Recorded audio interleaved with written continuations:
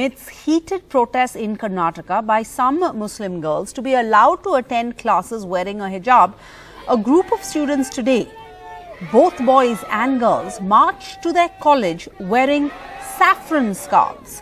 Videos from Kundapur in the Udupi district show boys and girls donning these saffron scarves over their college uniforms while they raised slogans of Jai Shri Ram while going to college.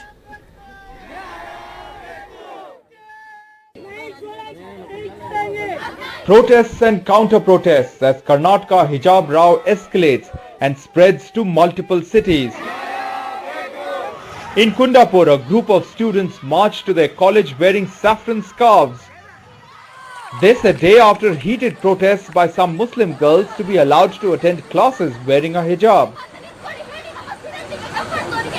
From the Sulli deals, from Tulbulibai, then a clubhouse discussion, humiliating, harassing, degrading, defaming Muslim women. All these issues we are demanding, we are raising the concern that all these issues have been raised by the largest conspiracy by the Hindutva behind this.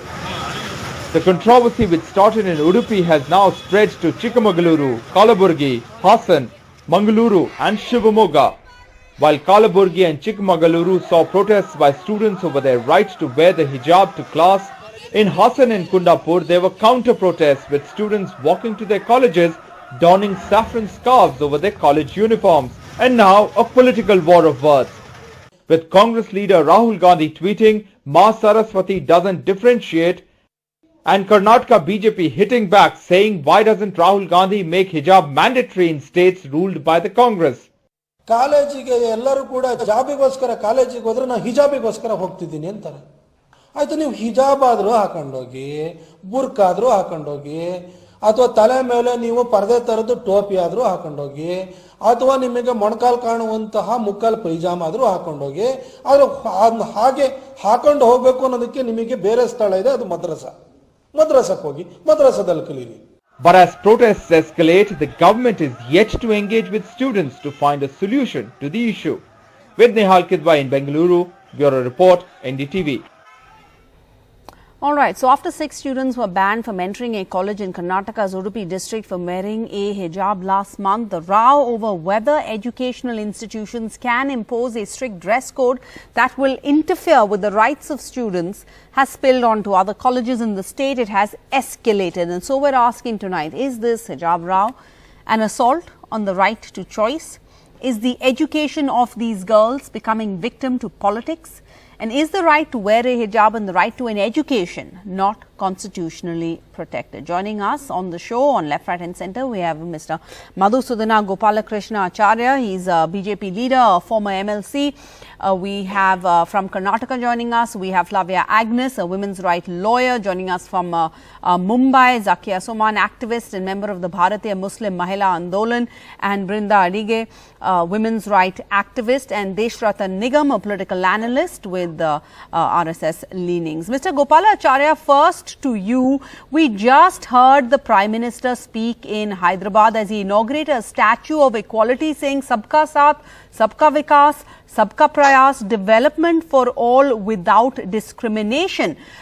Does this fall on deaf ears? Because we also saw in that report a BJP MP from Karnataka, Mr. Simha, saying, if you want to do this, go study in a madarsa. What happened, sir, to Beti Bachao, Beti Padhao here? Madam, this all started after a legislation in the Karnataka Vidhan Sabha to ban proselytization. When Karnataka passed a bill to prevent conversion, and the two forceful conversion, and mainly from Hindus to Islam and Hindus to Christianity. So my question, Congress are preventing these girls from getting an education because of politics in the state? No, madam, this all started from that point. Afterwards, now Congress has stood up with some more problems. And another problem with the Congress is Congress has to compete with PFI and SDPI. And these two communal forces are very strong in Kerala. The whole problem started in the place called Udupi, which is very close to Kerala. There, Congress is competing with SDPI, and for the security of the Muslim vote bank, which Congress enjoyed all these days, now Congress is competing with the SDPI. That's why. Are you saying it's the Congress that is politicizing this issue? Because I would like to ask you, sir, how is it? No, nothing else. All right, sir. Nothing How else. do you explain, And how did all these recently, students today, very recently, we are one of seeing the strongest dozens players of the students, Muslim. all of them wearing identical, brand new, customized saffron stoles. How does that happen? Logically, the first question is, how come these students have suddenly gotten these stoles? Who has provided them with these stoles? Why are they suddenly all wearing them? Madam, this is a reaction. Suddenly, how can hijab come Yes. with every It is a student? reaction, but who is choreographing this reaction? No, madam, this is a reaction. You These must students know. have naturally on their own just picked up these scarves just lying around at home, which Madam, is not ma- part of the school uniform, because Madam, the college... Madam, these districts in the coastal line, North Canara, South Canara, and Udupi, they have been communally sensitive all these years.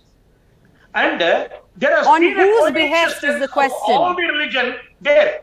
Muslims are also there in a sizable number, even Christians are there in a sizable number, and of course Hindus are in majority there. But for the purpose of election, Congress has lost almost all the seats in these areas. Now Congress wants to regain it. How? They want to grab the Muslim votes, which they lost to SDPI in the last election. Now they are competing with the SDPI. So they want to prove to the Muslim community that So it Congress was is the closer to them than Congress who SDPI. led, not the government, the state government, who led the school principal to first say you can't wear this out of the blue. Madam, actually, Because they're not this in power, uniform, Madam, this uniform has become the code, has become the dress code during the regime of Siddaramaiah. During the Congress rule only this became.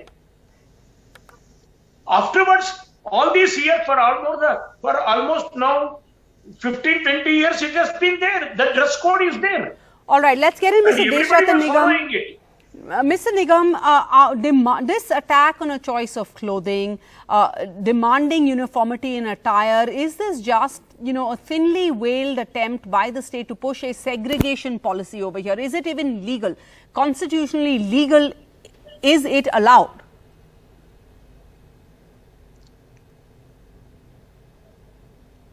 Yes.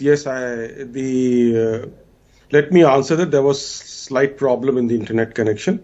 Let me also bring out the fact that anybody who understands Quran, the word hijab means a physical curtain separating the Muhammad's wives from the visitors in the lodging area. So my That question the is this restrictive- constitutionally allowed? I'm coming to that. This is I don't want related to the debate constitutional- what Islam says No. about the hijab. That is, See, we do not have time to get into that today. I want to stick to whether this is constitutionality- legally enforceable and is the government supporting it? See, let me allow your visitors to tell you how it is not constitutional. Okay. Wearing hijab. Once it is not an essential part of Islam, it cannot be said that you have to wear it to the any place. So there it is a physical separation between the wives and the wives' lodging area and Prophet Muhammad area where they used to stay, and it was not for the entirety of women. Now, since it is not an essential part of Islam, it cannot be claimed as a matter of right. Now, right to equality is inherent in it because nobody is being allowed to wear religious symbols in that particular institution. So that right to equality, even otherwise, Article 25(1) is circumscribed by reasonable restrictions which the state can bring. Okay. And therefore, Understood. everybody is equal. Zakia Suman, I want to ask you, we have Deshrata Nigam saying this is not essential in Islam, so it would not be covered by the constitutional right to wear what you choose and, in connection with the right to education. But Mr. Nigam, before I get to that, one second, the college has an instruction manual that says girl students are permitted to wear a scarf inside the campus, whatever, as long as the color of the scarf matches one's dupatta. So would you, I'm saying if I wanted to cover my head because, I don't want my hair to get dirty, or if you have someone who's wearing a ghungat, would that be allowed according to you? No, ghungat is something different. Ghungat and parda system is certainly, I am not for that, and it should not be allowed. However, scarf and hijabs are two different things. Hijab covers your face also.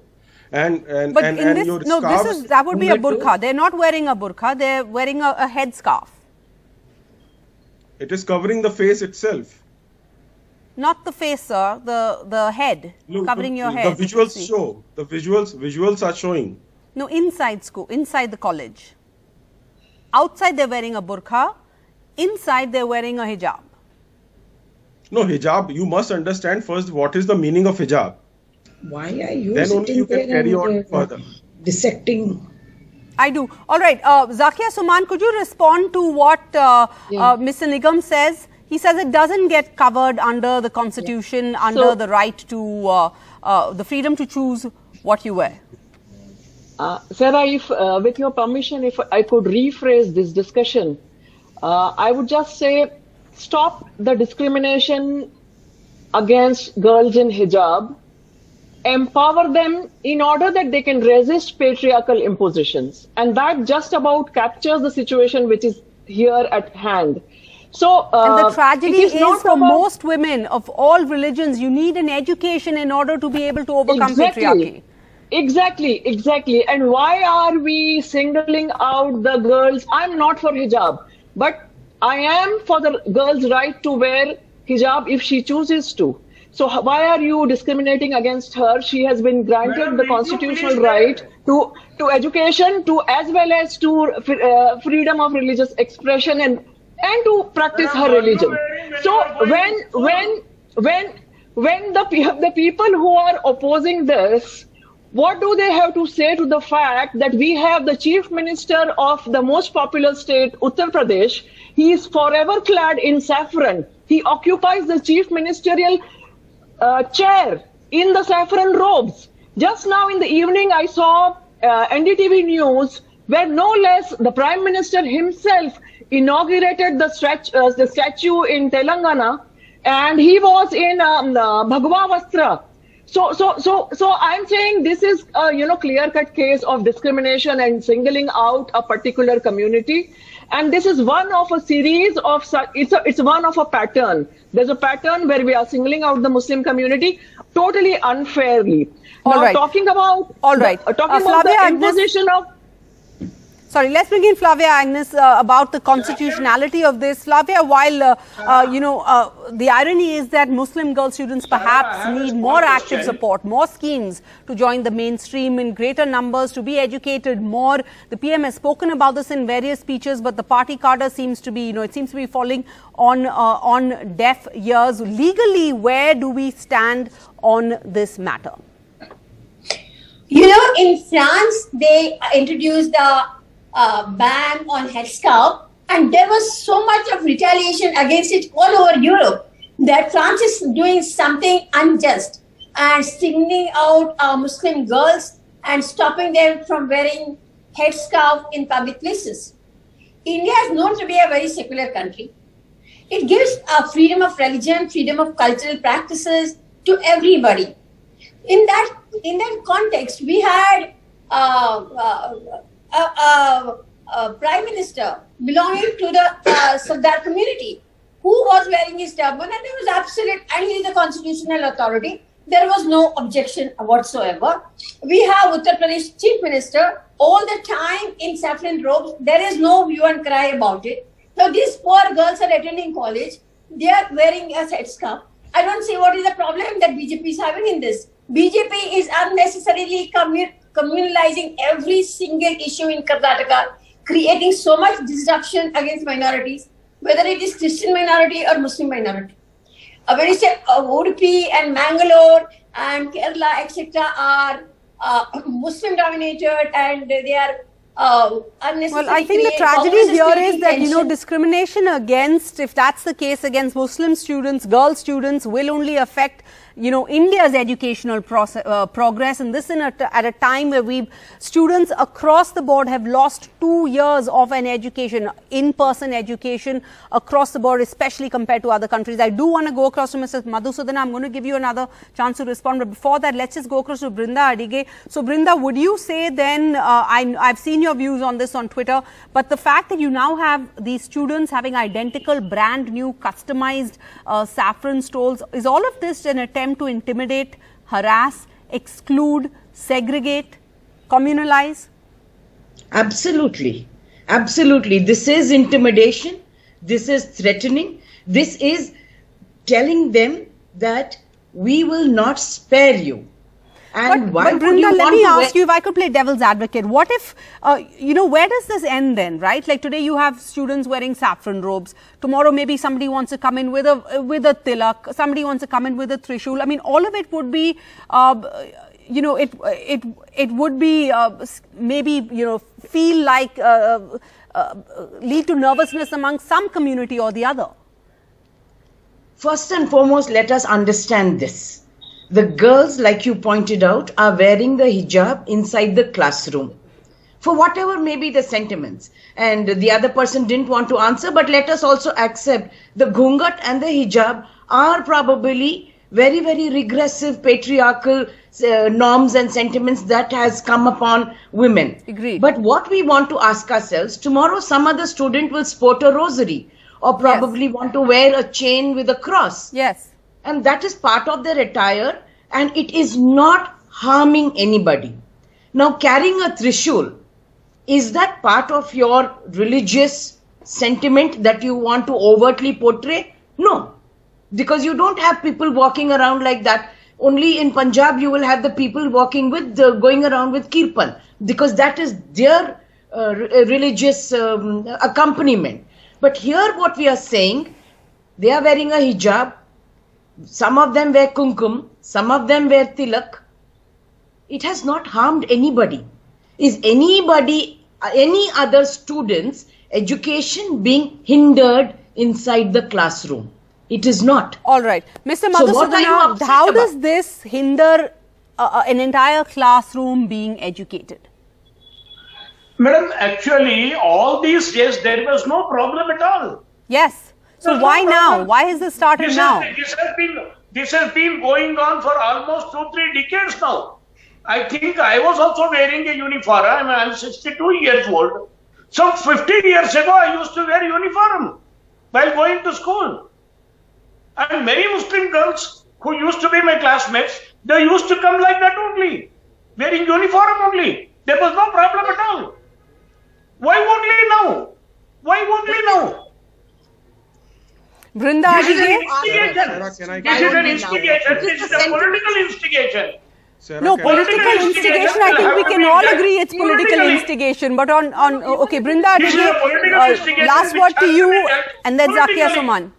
Can I come in for 10 seconds? You cannot make a blanket statement that it is a political instigation because there are 100 other Muslim students studying in that particular college and they don't want to wear it. So they don't wear it. These 6-8 of them are still feeling something personally that they must wear it. Whatever they feel about it, it is their personal freedom of choice. The 100 other students are not wearing it. Hold on, sir. So you cannot make a statement that it is politically instigated. What the students today have done, wearing scarves and stoles in orange color, is politically instigated. Okay, Deshratan Nigam, pick up from there, please. Yes.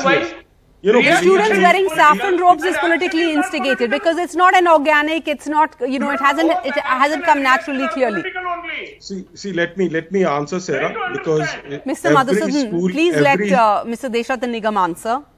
every school or an institution have their own rules and people have to abide by them. Yes. That is first and foremost.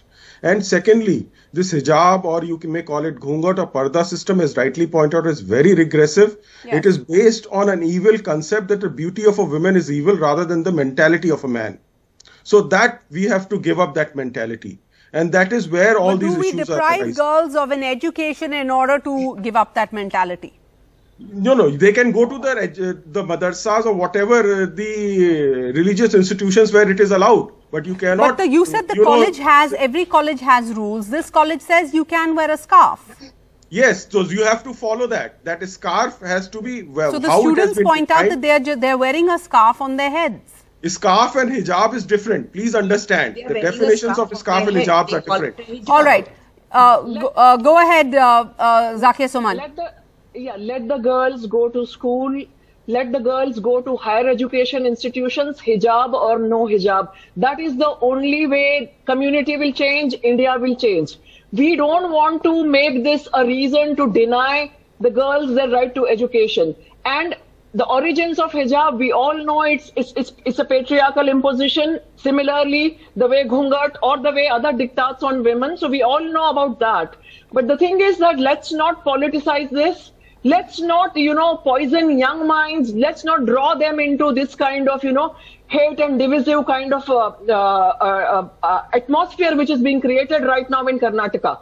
It is not a good example for our society. It is not a good example for the youth. And this is not the way India can go forward. So I would say let the girls, in an unhindered manner, let them access education, hijab or no hijab. Once they empower themselves, once they educate themselves, they will themselves decide whether they don't.